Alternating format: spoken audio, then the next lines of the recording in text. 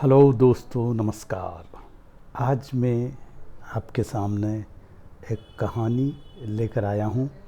Story telling एक बहुत अच्छी विधा है, कहानीकार होना और कहानी कैसे कही जाती है।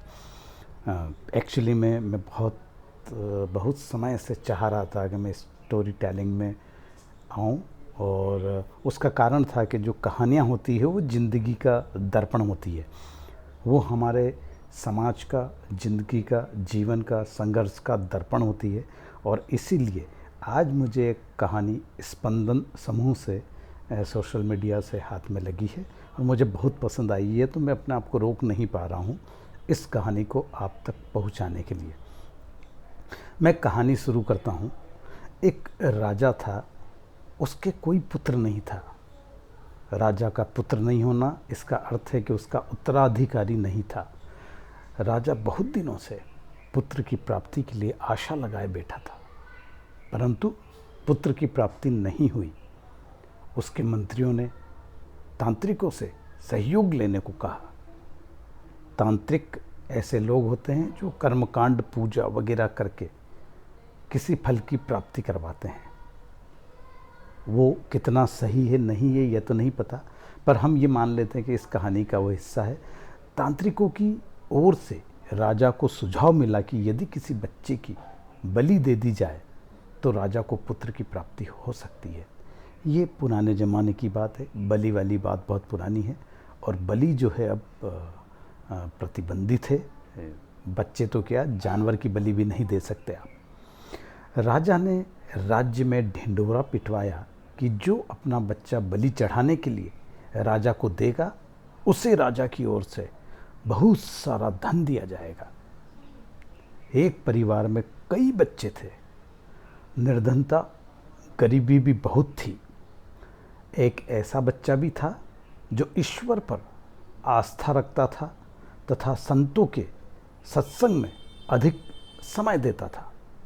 राजा की घोषणा सुनकर परिवार को लगा कि क्यों न इसे राजा को दे दिया जाए, क्योंकि ये अकर्मण्य है। ये अकर्मण्य का अर्थ होता है कुछ नहीं करता है, बेकार है, कुछ कार्य आदि भी नहीं करता है और हमारे किसी उपयोग का भी नहीं है, और इसे देने पर राजा प्रसन्न होकर हमें बहुत सारा धन देगा। ऐसा ही किया गया। बच्चा राजा को दे दिया गया। राजा ने बच्चे के प्रतिफल में उसके परिवार को बहुत धन दिया। राजा के तांत्रिकों द्वारा बच्चे की बलि देने की सिद्धता तैयारी की गई। राजा को भी बुला लिया गया। बच्चे से पूछा गया कि तुम्हारी अंतिम इच्छा क्या है।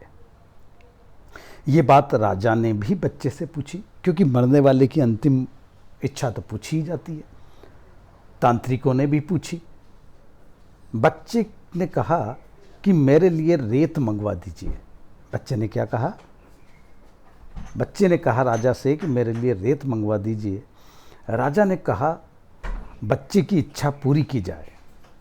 अतः रेत मंगवाई गई और रेत लाकर बच्चे को दे दी गई। बच्चे ने रेत से 4 ढेर बनाए। क्या बनाए उसने? 4 रेत जो आई थी उसके ढेर बनाए, 4 ढेर बनाए। एक एक करके बच्चे ने 3 रेत के ढेरों को तोड़ दिया और चौथे के समक्ष हाथ जोड़कर बैठ गया, और उसने राजा से कहा कि अब जो करना है आप लोग कर लीजिए। यह सब देखकर तांत्रिक भयभीत हो गए और उन्होंने बच्चे से पूछा कि पहले तुम ये बताओ कि ये तुमने किया क्या है। राजा ने भी यही प्रश्न बच्चे से पूछा। तो बच्चे ने कहा कि पहली जो ढेरी है वो मेरे माता पिता की है,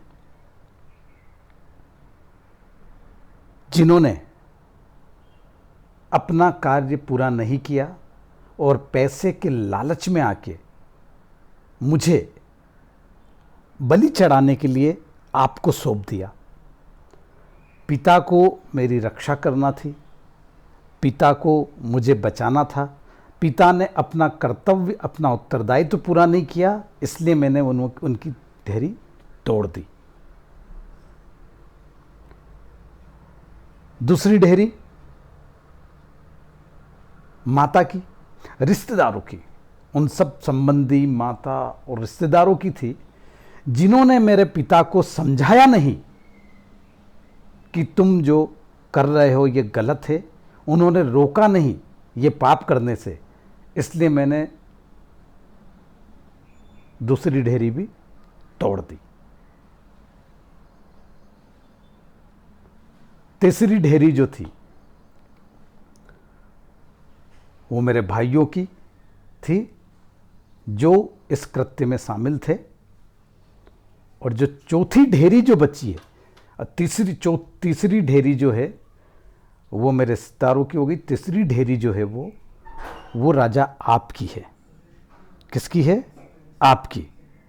और आपका कार्य है प्रजा की रक्षा करना, प्रजा को बचाना और प्रजा को सुरक्षा प्रदान करना। किंतु आप अपने स्वार्थ के लिए, अपनी पुत्र प्राप्ति के लिए मेरी बलि चढ़ा रहे हैं, इसलिए आप भी मेरे किसी काम के नहीं। तो मैंने आपकी ढेरी भी तोड़ दी, माता पिता की ढेरी तोड़ दी, सगे संबंधियों की ढेरी तोड़ दी मैंने रेत की, राजा की भी ढेरी तोड़ दिए। और वो क्यों तोड़ दी है मैंने कारण बता दिए। अब आपको कोई चिंता करने की ज़रूरत नहीं है। ये चौथी जो ढेरी है ये मेरे ईश्वर की ढेरी है, जिस पर मुझे आस्था है, जिस पर मुझे विश्वास है, जिस पर मुझे श्रद्धा है। और मैं जानता हूं कि ईश्वर ही मेरा पालनहार है, ईश्वर ही मेरी रक्षा करेगा, ईश्वर ही मेरी सुरक्षा करेगा। तो बस अब ये ढेरी बची है और इसी ढेरी से मैं आस लगा के बैठा हूं। और मैं जानता हूं कि अब मेरा कोई कुछ नहीं बिगाड़ सकता, चाहे तंत्र मंत्र, मेरा दुश्मन, राजा, प्रजा, माता पिता, सगे संबंधी, कोई कुछ नहीं बिगाड़ सकता। इसलिए मैंने इस ढेरी को रखा है और वो हाथ जोड़ के उस ढेरी के सामने बैठ गया। राजा ने उसकी बात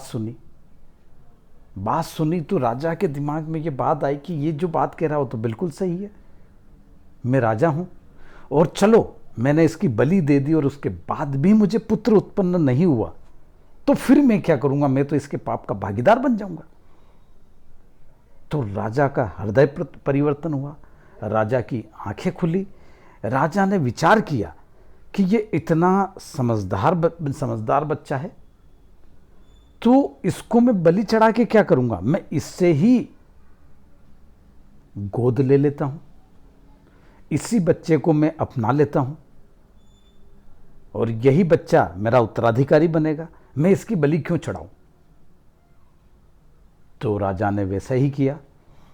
तांत्रिकों को भी आंखें खुल गई, उनको समझ में आ गया कि बलि देने से कुछ नहीं होता है। और इस तरीके से उस बच्चे का जो आत्मविश्वास था, ईश्वर में जो श्रद्धा थी, जो आस्था थी,